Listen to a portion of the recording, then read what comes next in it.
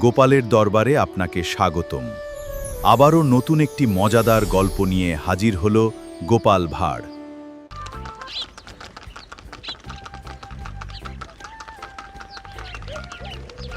অনেক দিন পর বেশ লাগছে বন ভ্রমণ। মাঝে মাঝে কাজের ফাঁকে এইসব জায়গায় এলে মন খুব ভালো লাগে। শুদ্ধ বাতাস, মাটির সোনা গন্ধ, পাখির কলতান, আহা।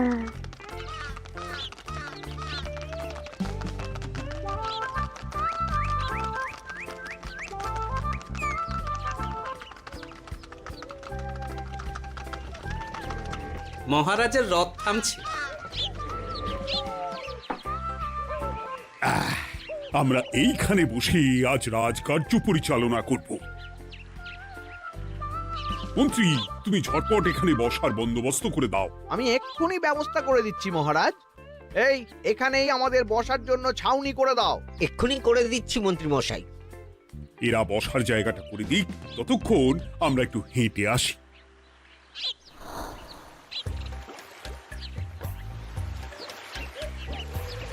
সকালবেলা হাঁটা শরীরের পক্ষে খুব ভালো মহারাজ।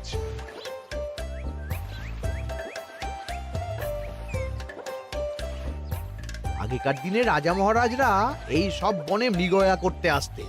মৃগয়া একদম ভালো নয় মন্ত্রী। তুমি জঙ্গলে আসছো অন্য প্রাণীদের মারতে। কেন মারবে? ওরা তো তোমার কোনো ক্ষতি করেনি। না, তা করেনি, কিন্তু তখন ওটা রাজা মহারাজাদের খেলা ছিল। শুনেছি আপনার প্রপিতামহ খুব ভালো বাঘ শিকার করতেন, অনেক বাঘ মেরেছেন। মন্ত্রী, তুমি একটা কথা হয়তো জানো না। আমার প্রপিতামহ শিকার করতেন, কিন্তু কোনো স্বাভাবিক জানোয়ারকে নয়, যে বাঘ মানুষ খেকো হয়ে প্রজাদের ক্ষতি করত। আমার প্রপিতামহ সেই সমস্ত বাঘদেরই মারতেন। এছাড়া উনি বন্য প্রাণী সংরক্ষণ করতে বড়ই ভালোবাসতেন।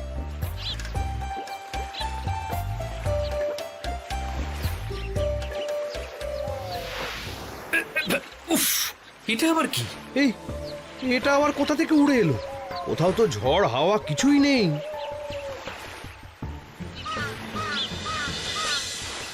একটা ধাঁধা মহারাজ, এই কাগজে লেখা। ধাঁধা পড়ো দেখি। জোয়ার ভাটা প্রভুর খেলা, ভাটা হবে হলে বেলা। ভাটা হলেই দেখা যাবে লাল রঙের এক পাথর পাবে। নদীর ধারে গর্ত করে যত্নে সাজাই কলস ভরে। হেথায় হোথায় ছড়িয়ে যাহা, অন্ধকারে জলে তাহা। ঢুকলে চক্ষু ঝলসে যাবে, হাতের কাছে ঘন্টা পাবে। ঠিক ঘন্টা বাজলে পরে পড়বে ঝরে থরে থরে। ঘন্টা যদি হয় ভুল, যেন তুমি হারাবে কুল। ঠিক ঘন্টা চিনতে হলে নকশা দেখো চক্ষু খুলে। সিন্দুক দেওয়ালে হাত দাও, আসল ঘটনা জেনে নাও। ওরে বাবা, খুব দীর্ঘ ধাঁধা। তা মন্ত্রী, তুমি কিছু বুঝলে? এটা একটা গুপ্তধনের নকশা। এর মধ্যে গুপ্তধন কোথায় আছে তার একটা ধারণা দেওয়া আছে। গুপ্তধন? ওটা আমাকে পেতেই হবে, পেতেই হবে। দেখি দেখি একবার কাগজটা দাও। গোপাল, কাগজটা আগে আমার হাতে দাও, দেখি ভালো করে। এখন নদীতে জোয়ার চলছে গোপাল। একটু পরেই ভাটা শুরু হবে। হ্যাঁ, ভাটা না হলে কিচ্ছু বোঝা যাবে না। এখানে স্পষ্ট লেখা আছে, ভাটা হলেই দেখা যাবে লাল রঙের এক পাথর পাবে। তার মানে আমাদের ভাটা হওয়া পর্যন্ত অপেক্ষা করতে হবে। না, সময় নষ্ট না করে ধাঁধাটার সমাধান করতে শুরু করি। ভাটা হলে একটা লাল রঙের পাথর দেখা যাবে, এই পর্যন্ত পরিষ্কার আছে। বুঝতে হবে ওর পর থেকে। পড়ো গোপাল, চলো আমরা সবাই বুদ্ধি লাগাই। নদীর ধারে গর্ত করে যত্নে সাজাই কলস ভরে। এটার অর্থ, ধাঁধাটা মাথায় বসিয়ে নিয়েছি, এবার কে কি বলবে সেটা শুনতে হবে। চলো গোপাল, আমরা ধাঁধা যেমন যেমন বলেছি তেমন তেমন ভাবেই চলি। চলুন মহারাজ, এখন আমাদের দেখতে হবে লাল পাথর। কোথায় আছে লাল পাথর? চলো চলো সবাই, চোখ কান খুলে আমরা নদীর পাড় ধরে হাঁটি। আমি একটু তফাতে হাঁটি। গুপ্তধন আমাকে একা পেতে হবে। ভাটা হলেই দেখা যাবে লাল রঙের এক পাথর পাবে। আমাকে চোখ কান খোলা রাখতে হবে। লাল পাথর, নদীর চড়ায় লাল পাথর দেখতে হবে। লাল পাথর, লাল পাথর। ওটা কি? তো এই তো লাল পাথর, লাল পাথর। ওরা অনেকটা এগিয়ে গেছে, ওদের আমার দিকে নজর নেই। এই সুযোগ, এই সুযোগ, একা একা গুপ্তধন নিয়ে পালাবো।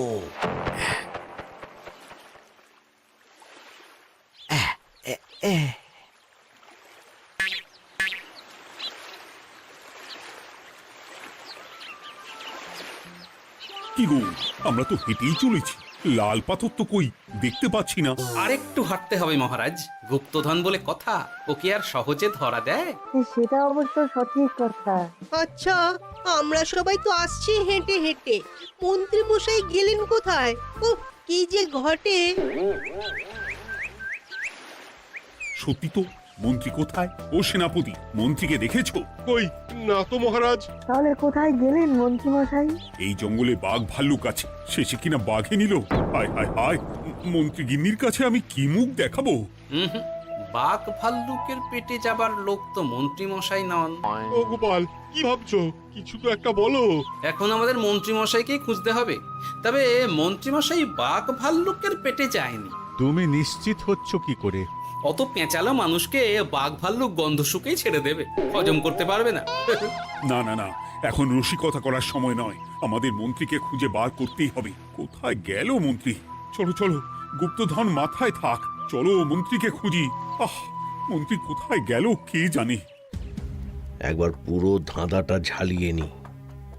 ভাটা হলেই দেখা যাবে লাল রঙের এক পাথর পাবে।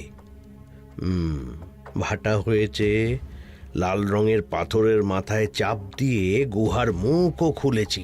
এবার এবার নদীর ধারে গর্ত করে যত্নে সাজাই কলস ভরে। এটাই তো ঠিক বুঝতে পারছি না।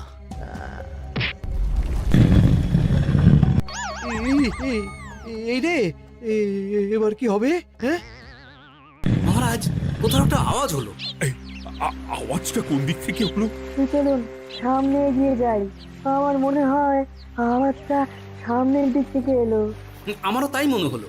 তবে কি মন্ত্রী মশাই লাল পাথরের হদিশ পেয়ে গেছেন? আমাদের চোখে পড়লো না, অথচ মন্ত্রী মশাইয়ের চোখে পড়ে গেল। আসলে আমরা কথা বলতে বলতে গেছি, তাই নজরে পড়েনি। মন্ত্রী মশাই একা একা আমাদের পেছন পেছন আসছিলেন। উনি ইচ্ছে করেই আমাদের পেছনে পেছনে আসছিলেন। নিজে একা গুপ্তধন নিয়ে যেতে চেয়েছিলেন, এখন কোথায় আছেন কে জানে।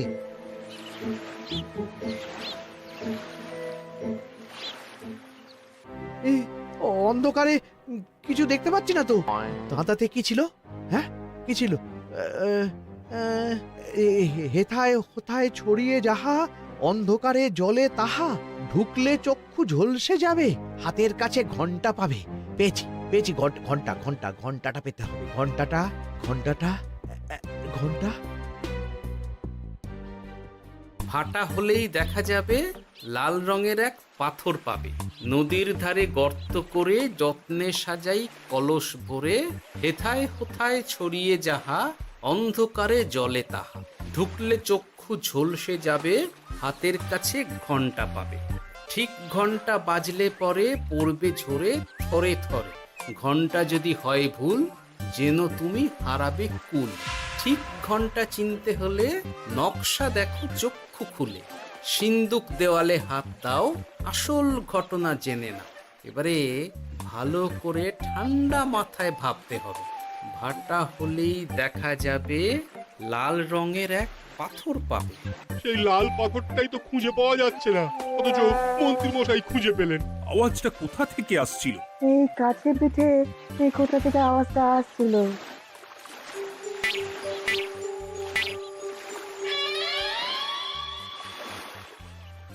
এই তো, এটাই মনে হয় সেই লাল পাথর। একটু নাড়িয়ে চাড়িয়ে দেখি তো কিছু হয় কিনা।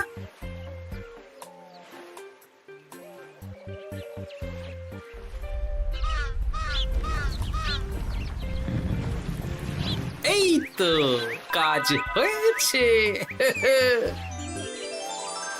এই তো সুড়ঙ্গ। আপনারা নিচে নামুন, আপনারা কি দেখছেন সেটা বলবেন মহারাজ। সবাই যদি নেমে যাই, যদি কোনো কারণে সুড়ঙ্গের মুখ বন্ধ হয়ে যায়, তাহলে আর আমরা বাইরে বেরোতে পারবো না মহারাজ। গোপাল ঠিকই বলেছে, আমরা দুজন বাইরে থাকি।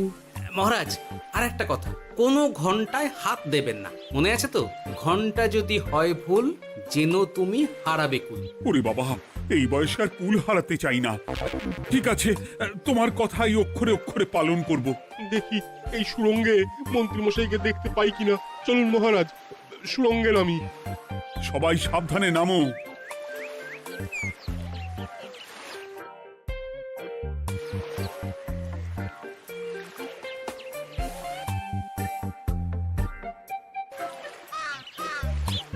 মহারাজ, ওখানে কি কি দেখতে পাচ্ছেন? ওখানে কি মন্ত্রী মশাই আছেন? না গোপাল, মন্ত্রীকে এখনো দেখতে পাইনি। শুধু আমি এখানে অজস্র পাথর দেখতে পাচ্ছি। পাথরে পাথরে ছয় লাভ, ছোট বড় অজস্র।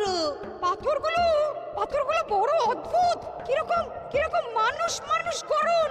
লম্বা বেটে হরেক রকম। মানুষ মানুষ গরম, সেটা কি রকম? আর কিছু? কোনো কলসি কি দেখতে পাচ্ছেন? কলসি তো দেখতে পাচ্ছি না। মহারাজ, কলসি থাকতেই হবে, কারণ ধাঁধায় লেখা আছে, নদীর ধারে যত্ন করে যত্নে সাজাই কলস ভরে। গর্তটা আসলে হলো সুড়ঙ্গ, কিন্তু কলস। মহারাজ, মহারাজ, এইদিকে এইদিকে একটা কলসের মতো কি যেন আছে। এইদিকে আসুন, এদিকে এদিকে।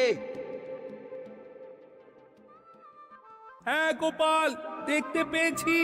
এবার আমি যেরকম যেরকম বলবো সেই রকম সেরকমই করবেন।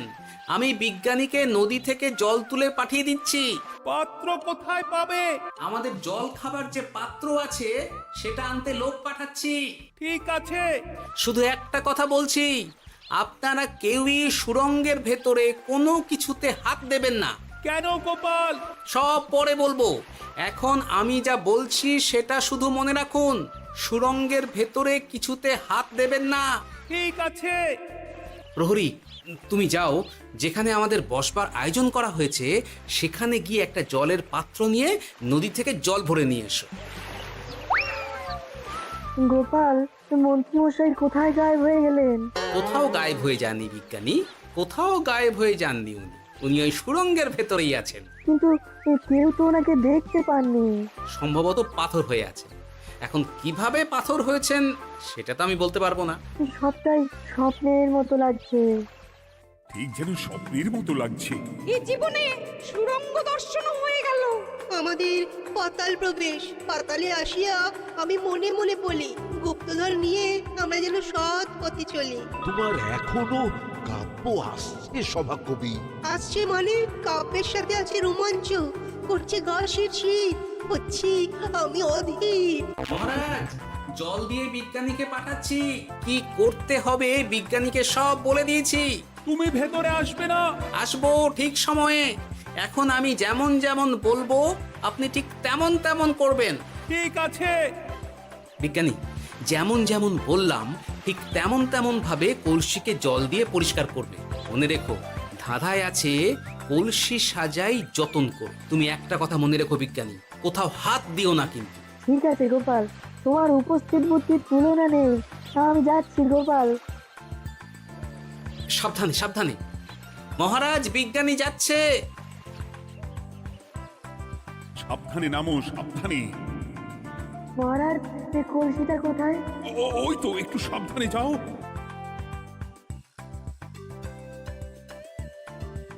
বিজ্ঞানী, কলসির দেখা পেয়েছো? পেয়েছি পেয়েছি পেয়েছি।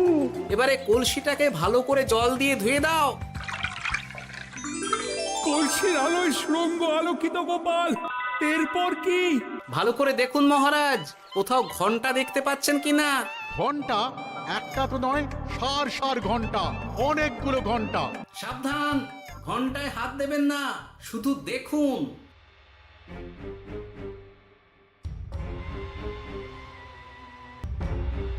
মহারাজ, আমরা গুপ্তধনের খুব কাছে চলে এসেছি। তাই নাকি? কি মজা, কি মজা! এবার খাবো ক্ষীরের গজা। আহ, সভাকবি চুপ করো। এখনো আমরা গুপ্তধন পাইনি।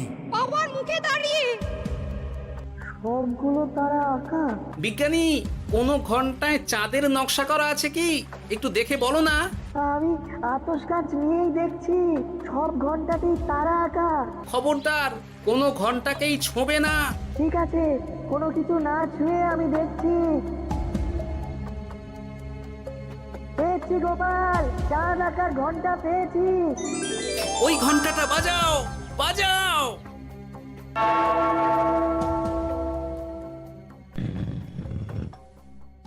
গুপ্তধন পেয়েছেন মহারাজ? বাঁচাও বাঁচাও বাঁচাও। বাঁচান মহারাজ, বাঁচান বিজ্ঞানী, মহারাজ, মন্ত্রীর গলা পাচ্ছ না? মহারাজ, আমি পাথর হয়ে আছি, আমাকে মানুষ করুন মহারাজ। তুমি তো মানুষই ছিলে, হঠাৎ করে পাথর হলি কেন? মহারাজ, গুপ্তধন পেয়েছেন? পেয়েছি, তার সাথে মন্ত্রীকেও পেয়েছি। মন্ত্রী এইখানে কোথাও পাথর হয়ে দাঁড়িয়ে আছে। দাঁড়ান মহারাজ, এবার আসছি। সাবধানে এসো। আমি ভেতরে যাচ্ছি, বুঝলে? যদি কোনো কারণে দেখো পাথরটা গুহার মুখটা আটকে দিয়েছে, অমনি তোমাদের কাজ হলো পাথরটাকে ছুঁয়ে ফেলা, বুঝলে? ঠিক আছে গোপাল দাদা। আমার মনে হয় বিপদ আর কিছু ঘটবে না, তবুও সাবধানের তো মান নেই। ঠিক আছে, তুমি নিশ্চিন্তে ভেতরে যাও। বাঁচাও, আমাদের বাঁচাও, আমাদের সবাইকে মানুষ করুন। আমাকে মানুষ করুন মহারাজ। আপনাকে তো মানুষ করা হবে মন্ত্রী মশাই। আগে বলুন, আপনি পাথর হলেন কি করে? ও, মনে পড়েছে, ধারার শেষ লাইন। সিন্দুক দেওয়ালে হাত দাও, আসল খবর জেনে না। সত্যি গোপাল, তুমি না থাকলে এই এত কিছু আমাদের সবার কাছে অজানাই থেকে যেত।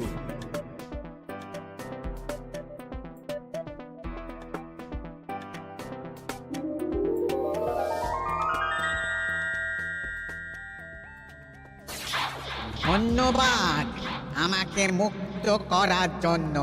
আপনি কে? আমি যক্ষ। আমাকে এই ধন সম্পত্তি পাহারা দেওয়ার জন্য এক ডাকাত দলের সর্দার যক্ষ করে রেখেছিল।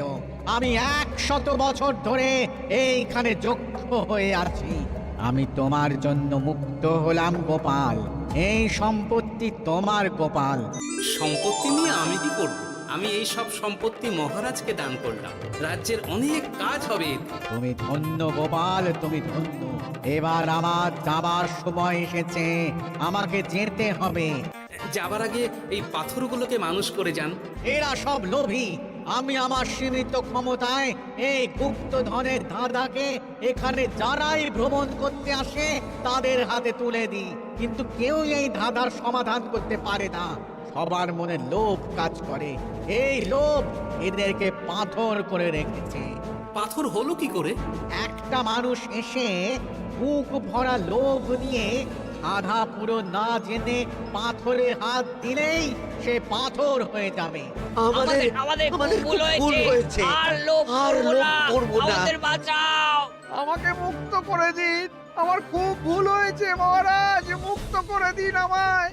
তুমি এখানে আগে এসেছিলে, তাই তো আগে এসে ভাবলে নিজেই একা একা গুপ্তধনকে হরপ করে দেবে। এদিকে তোমাকে না দেখতে পেয়ে আমাদের কত চিন্তা হচ্ছিল। যারা লোভী তারা কারো কথা ভাবে না, শুধু নিজের কথা ভাবে। আমাকে আর একটা সুযোগ দিন, আমি আর লোভ করব না মহারাজ। ও, তোমার কথার কোনো দামই নেই। না মহারাজ, আমাকে আর একটা সুযোগ দিয়ে দেখুন, আমি আর লোভ করব না, আমাকে মানুষ করুন মহারাজ। আমাদের সবাইকে আমাদের মানুষ সবাইকে করুন। মানুষ করুন, দয়া দয়া করে করুন, দয়া মানুষ করুন। যক্ষরাজ, এদের আপনি ক্ষমা করে দিন। ঠিক আছে, তোমাদের আবার মানুষ করে দিচ্ছি।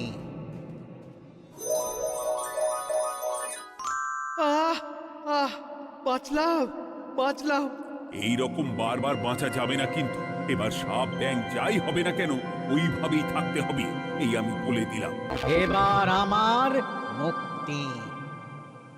মুক্তি নেবার আগে আরেকটা প্রশ্ন, যে ডাকাত সর্দার তার সম্পত্তিকে রাখার জন্য আপনাকে যক্ষ বানিয়েছিল, এ সম্পত্তি তো তাদের, আমরা তো নিতে পারি না।